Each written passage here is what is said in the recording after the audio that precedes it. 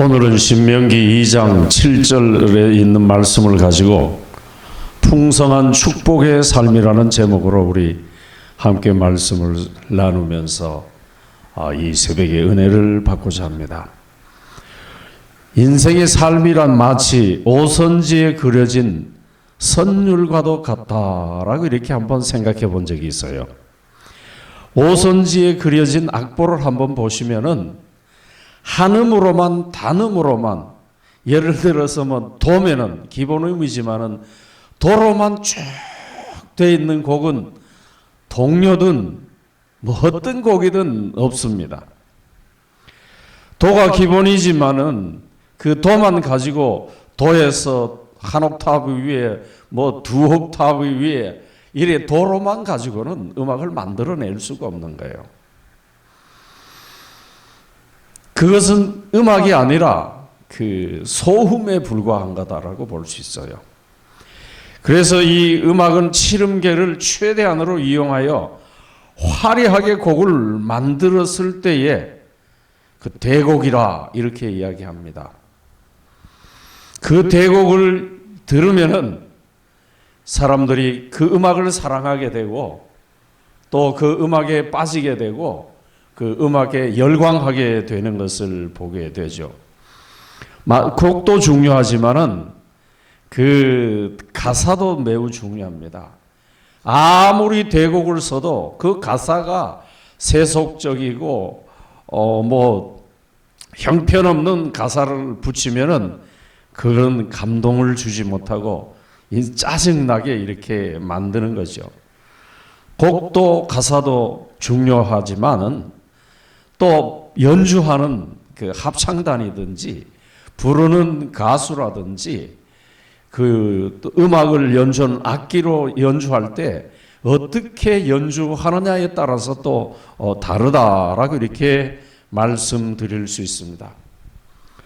기독교의 3대 음악이라고 불려지는 핸델의 메시아, 하이든의 천지창조, 맨델스존의 엘리야, 이 왜 이 곡들이 기독교 음악의 최고로 쳐주느냐 하면은 이 칠음계를 가지고 인간이 표현해낼 수 있는 그 모든 것을 표현해냈기 때문이다라고 이렇게 말씀드릴 수 있습니다.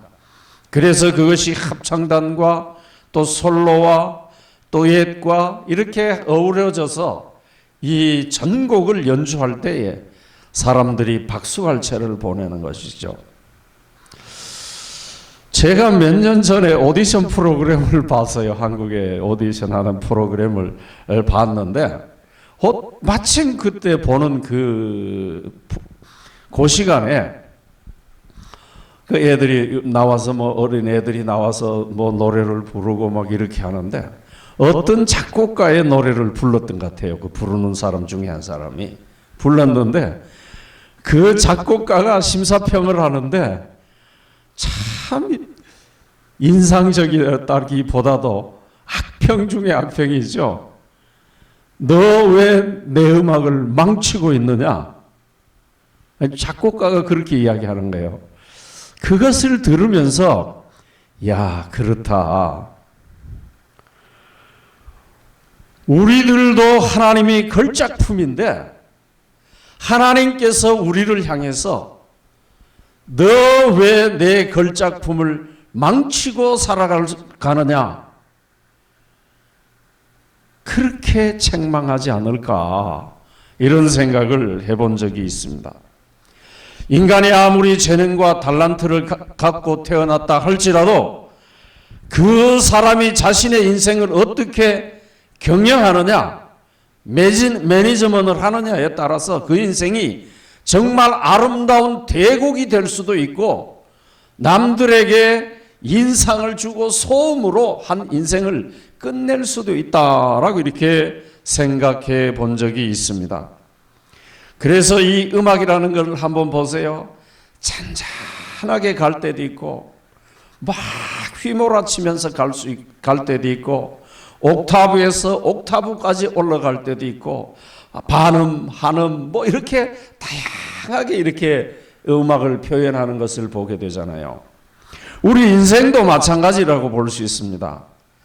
때로는 협곡을 지날 때도 있고 험산 줄령을 지날 때도 있고 잔잔한 시냇가를 지날 때도 있고 대평원을 지날 때도 있고 눈이 건조한 그 광야 같은 인생이 지날 때도 있다라고 이렇게 말씀을 드릴 수 있습니다. 우리 지금까지 살아오면서 성도님들은 어떤 인생의 표현을 하고 살았습니까? 우리 한번 이 시간에 깊이 한번 생각해 보시기 바랍니다. 그래서 저는 인생의 삶이란 오선지에 그려져 있는 음악과도 같다라고 이렇게 말씀드릴 수 있습니다. 성경의 훌륭한 인물들 보십시오. 아브라함, 야곱, 요셉, 모세, 다윗, 예수님, 바울, 베드로 모든 분들이 그냥 도에서 도로 끝내는 인생은 한 사람도 없습니다. 얼마나 업앤다운이 심했어요. 때로는 다윗 같은 경우는 죽음의 계곡에서 헤맬 때도 있었다라고 이렇게 말씀드릴 수 있습니다. 인생에 있어서 솔로몬만큼 화려한 인생은 산 사람은 없지만은 솔로몬도 보면은 세상적으로 살아갈 때는 인생이 헛되고 모든 것이 헛되다라고 이렇게 말씀하고 있습니다. 그래서 전도서 1장 8절에 보면 만물의 피곤함을 사람이 말로 다 할 수 없으나 눈은 보아도 족함이 없고 귀는 들어도 차지 아니한다. 5장 10절에 보면 은을 사랑하는 자는 은으로 만족함이 없고 풍부를 사랑하는 자는 소득으로 만족함이 없나니 이것도 헛되다. 다 가져봤거든요. 모든 걸 다 가져봤는데 인생이 헛되다라고 이렇게 말씀한 것을 보게 됩니다. 풍부는 분명한 축복입니다. 그렇다고 빈곤은 저주는 아니에요. 살아가는데 좀 불편할 뿐이다 라고 이렇게 말씀하고 있습니다. 그렇다고 해서 풍부가 반드시 축복인 것만은 아니에요. 돈이 많아서, 물질이 많아서, 시간이 많아서 인생을 망친 사람 많이 있습니다. 우리 주변에 있잖아요. 그렇지만은 가난하고 어렵고 힘드는 가운데서도 진흙 속에서 연꽃을 피워내듯이 그 어려운 환경 속에서 그것을 이기고 그것을 백절불굴이라 그러죠. 100번도 좌절하지 않고 불굴의 의지로 아름다운 인생을 만들어가는 사람들도 많이 있습니다. 기독교 역사에도 얼마든지 찾아볼 수 있고요. 세상 역사에도 얼마든지 우리가 찾아볼 수 있다라고 이렇게 말씀드릴 수 있습니다. 이스라엘 백성들이 광야에서 불평과 원망과 시비를 하면서 살아갈 때에 자신의 생각대로 자신의 뜻대로 움직이지 않을 때 꼭 그렇게 했던 것을 보게 됩니다. 그러나 우리가 하나님의 원대한 계획을 바라보면은 우리의 삶이 현재는 좀 팍팍하고 메마른 광야 같지만은 하나님께서 반드시 아름다운 음악으로 아름다운 인생으로 여러분들을 이끌어 주실 줄 믿습니다. 우리는 어떠한 역경과 시련 속에서도 좌절하지 말고 낙담하지 말고 실망하지 말고 하나님 바라보면서 하나님 손에 장중에 붙들려서 하나님이 우리를 아름답게 만들 수 있도록 우리가 하나님께 맡기고 살아가면은 풍부한 인생이 될 줄 믿습니다. 인생에 있어서 희망이 있다는 것만큼 소중한 것은 없습니다. 인생이 희망이 있느냐 없느냐에 따라서 그것을 참고 견디느냐, 좌절하고 낙심하고 생을 포기하느냐, 거기에 달려있다라고 이렇게 말씀드릴 수 있습니다. 이스라엘 백성들은 이 신명기 2장 여태 보면은 이제 한 달 후면은 가나안 땅에 들어가거든요. 그러니까 이들에게는 희망이 있는 거예요. 꿈이 있는 거예요. 광야 그 40년의 기나긴 세월 속에 그 모든 것을 견디고 이기고 이제 요단강을 건너서 젖과 꿀이 흐르는 가나안 땅에 들어가는 그 희망을 갖고 이 모세의 설교를 듣습니다. 그래서 신명기에 쭉 보시면은 축복의 설교를 많이 하셨지만은 지나온 과거를 또 많이 말씀하는 거예요. 출애굽할 때의 사건, 홍해를 건널 때의 사건, 홍해 건너서 마라의 쓴물, 그 다음에 반석에서 물을 내고 무리바의 사건, 그 다음에 금송아지 만드는 사건, 뭐 이런저런 사건들이 많잖아요.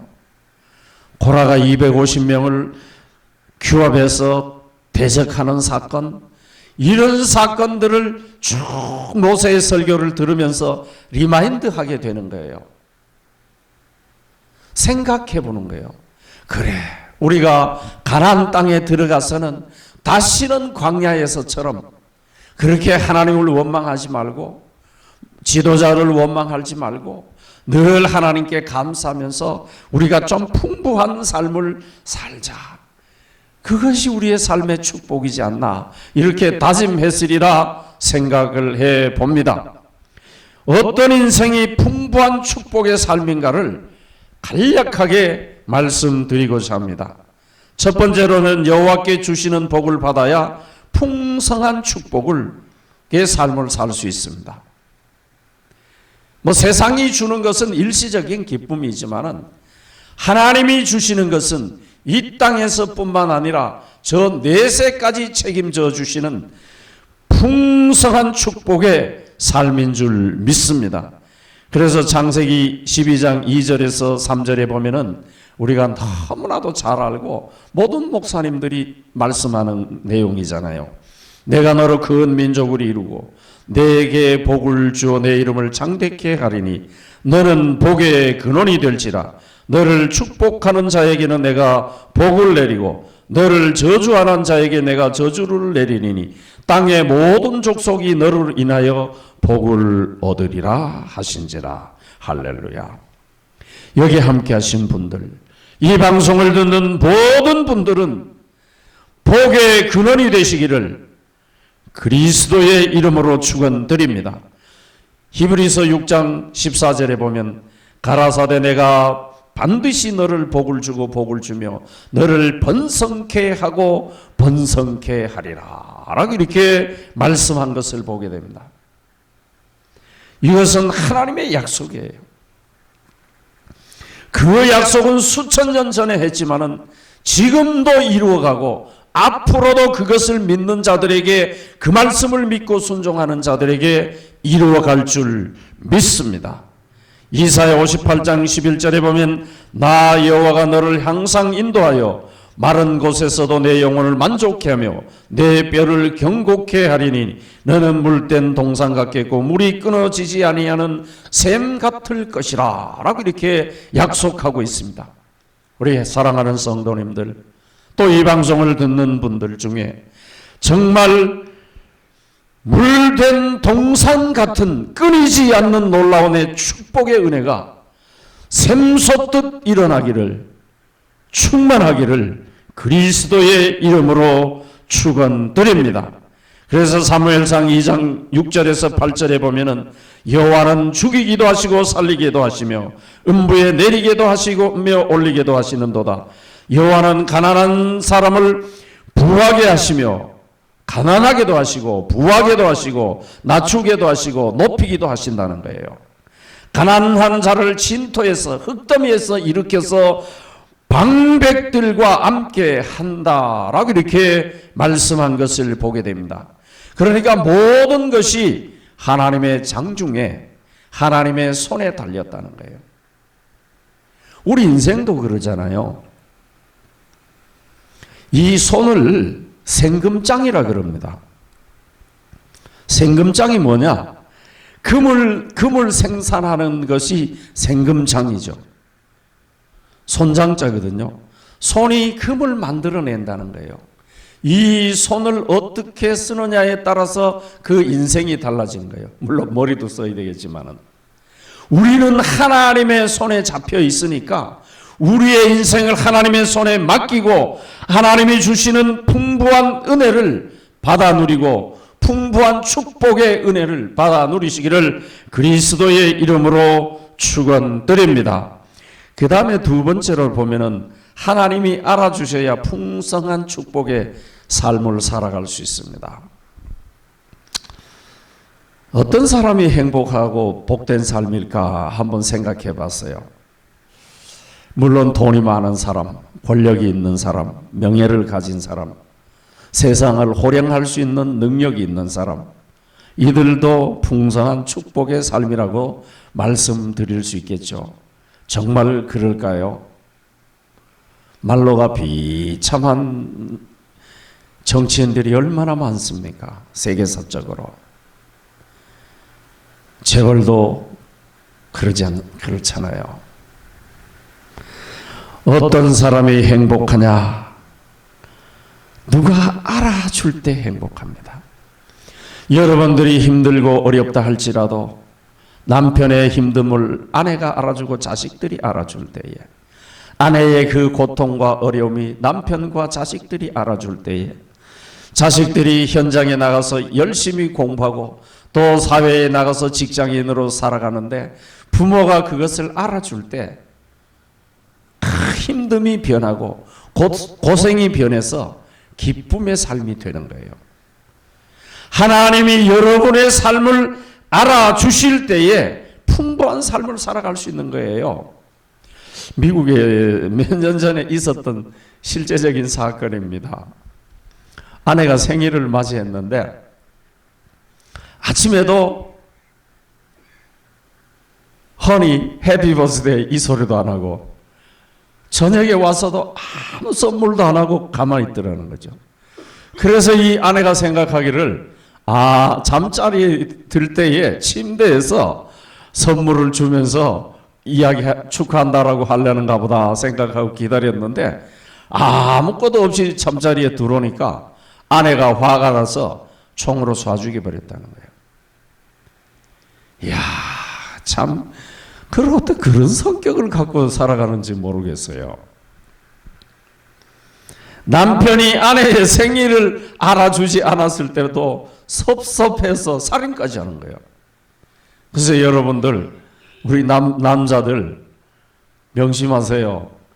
아내 생일을 꼭 챙겨주시기 바랍니다. 죽지 않으려면은 그러겠어요만은 사무엘상 16장 6절에서 13절에 보면은 사무엘이 베들레헴에 도착합니다. 이새의 아들 중에 다음 사울 대신에 왕을 세우기 위해서 그때 7명의 아들은 다 목욕체계 했는지는 어쩐지 몰라도 다 준비하고 기다립니다. 자기가 왕에 선택될까 하고. 근데 막내 다윗은 어떻게 했습니까? 야, 너는 가서 양이나 쳐라. 그리고 아버지가 보냈잖아요. 7명이 다 지나갔습니다. 더 이상 없냐? 말제가 한 놈이 있기는 한데 이러니까 데리고 오라고. 그 다윗이 오지 않는 한 내가 먹지도 않겠다라고. 그래서 다윗이 선택되었잖아요. 다윗이 이걸 참 다윗도 꽁한 면이 있어요. 우리 인간이 꽁한 면이 있는 거 그렇게 탓할 거는 아니에요. 다윗 같은 위리의 왕도 꽁한 면이 있어요. 시편 27편 10절에 보세요. 이렇게 표현합니다. 내 부모는 나를 버렸으나 여호와는 나를 영접하셨다고. 여호와 하나님은 알아주셨다는 거예요. 그래서 다윗의 삶이 풍부한 거예요. 사무엘은 엘리압 지나갈 때 지나가는 아들마다 왕감이다 이랬는데 하나님께서 말씀하십니다. 사람은 외모로 가지고 평가하고 보지만은 나 여호와는 중심을 보신다는 거예요. 여러분의 삶이 아무리 힘들고 어렵다 할지라도 여호와 하나님께서 여러분의 중심을 보시고 하나님께서 알아주면은 풍성한 축복의 삶을 살아갈 줄 믿습니다. 그래서 베드로 사도도 말씀하시기를 너희 염려를 다 주께 맡겨버리라고 고백하고 있습니다. 이때가 언제입니까? 정말 네로 황제로부터 시작해서 로마의 열 황제는 기독교를요 엄청나게 박해했거든요. 잡히면 죽고 카타콤에 들어가서 신앙생활을 하는 거예요. 그런 상태에서 너희 염려를 다 주께 맡겨버리라는 거예요. 우리 그 초대교회 성도들만큼 고생하는 분은 없잖아요. 뭐 선교 현장에서는 그런 목숨이 위태로운 선교사님들도 있지만은요. 한국에서나 미국에서나 그런 일은 없잖아요. 그래도 여러분들은 예수 믿으면서 정말 행복하다 생각하세요? 내가 이 축복받고 살아간다 생각하세요? 여러분들은 반드시 하나님께서 알아주실 것이기 때문에 축복된 삶을 살아갈 줄 믿습니다. 그 다음에 세 번째로는 보면은 하나님이 함께하는 인생이 풍성한 축복의 삶을 살아갈 수 있습니다. 인생이란 누구랑 함께 가느냐에 따라서 그 인생이 천국일 수도 있고 그 인생이 지옥일 수도 있습니다. 그래서 같은 광야 생활을 하지만은 또 가나안 땅에 들어갔어도 하나님과 함께 하시고 지도자 여호수아와 모세와 함께하는 인생은 다 축복된 삶을 살았어요. 풍성한 삶을 살았어요. 환경은 똑같지만은 우리도 이 땅에 살아가면서 하나님이 우리와 함께 하신다. 동행하신다. 하나님께서 예수 그리스도께서 성령 하나님께서 우리와 함께 한다. 그것을 굳건히 믿으면은 풍성한 축복의 삶을 살아갈 줄 믿습니다. 그래서 찬송가에도 그랬잖아요. 초막이나 궁궐이나 내 주 예수 모신 곳이 그 어디나 천국이라고. 우리 찬송가만 그렇게 부르지 마시고 기도할 때만 그렇게 고백하지 마시고 우리 현장의 삶 가운데 가정에서든 직장에서든 교회에서든 사회생활을 하든 어느 곳에서든지 나와 함께 하시는 하나님, 그래서 고람데오 그러죠. 고람데오. 고람데오. 하나님 앞에서 이 사람이 행복한데 이런 분들이 나 혼자 있다 생각하면 얼마나 외롭고 쓸쓸하고 힘듭니까? 그러지만은 하나님이 창조주 하나님, 전능하신 하나님, 무소불위하신 하나님, 편재하신 하나님께서, 영원하신 하나님께서 우리와 함께 하신다는 것은 엄청난 축복이요 풍성한 은혜의 삶을 살아갈 줄 믿습니다. 그래서 이스라엘 백성들이 광야에서 어떤 사람들은 없고 이것도 없고 저것도 없고, 제가 하도 말씀을 많이 드려서 11장 5절 20장 5절에 한번 찾아보시기 바랍니다.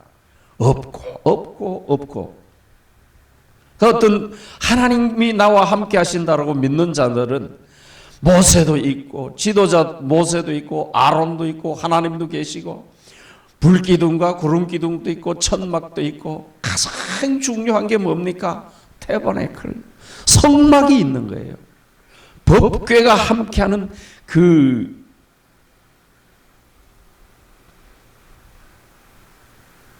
하나님의 임재가 있는 법궤가 있는 거예요.